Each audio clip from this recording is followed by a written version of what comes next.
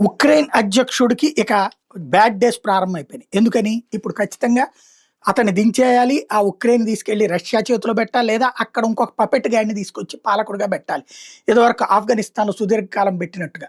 ఇప్పుడు ఆ పపెట్ కోసం వెతుకుతున్నారు. ఉక్రెయిన్ అధ్యక్షుడిని లేపేయడానికి చూస్తున్నారు. అందుకోసం కొత్త ఎత్తుగడ ఏంటంటే ఏకంగా ట్రంపే ఉక్రెయిన్ అధ్యక్షుడిని దొంగ అంటున్నాడు.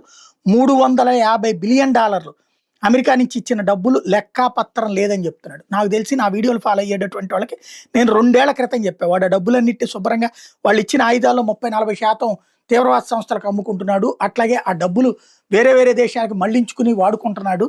ఇది అమెరికాకి తెలుసు. అప్పుడే అమెరికన్ నిఘా విభాగాలు లెక్క చెప్పినాయి. అమెరికాకి సంబంధించినటువంటి అకౌంట్స్ ఫార్వర్డ్ అడిగారు. దాని మీద అప్పట్లో 2-3 మీద యాక్షన్ తీసుకున్నారు. జెలెన్స్కీ పక్కన ఉన్న సిబ్బందిని కూడా సస్పెండ్ చేశారు. అట్లాంటి నాటకాలు ఆడాడు తప్పించి మొత్తానికి జెలెన్స్కీ సూత్రధారని తెలిసినా కూడా తమ పపెట్టు ఉండాలన్న ఉద్దేశంతో అతను ఉంచారు. ఇప్పుడు అతన్ని దొంగగా పక్కన పెట్టించే ఏర్పాటు చేస్తున్నాడు ట్రంప్.